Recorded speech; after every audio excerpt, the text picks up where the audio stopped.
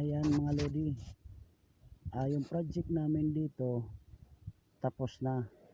So lilipat naman kami dito doon sa kabila, yung karugtong dito mga lods. So ito, nagkakarga kami ngayon ng mga parlins para sa forma. Yan. So malapit ito dito matapos. Ano lang ito siya, yung parang service road lang.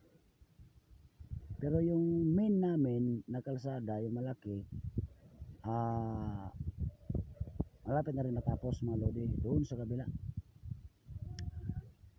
Kumakarga tanan. Ayaw.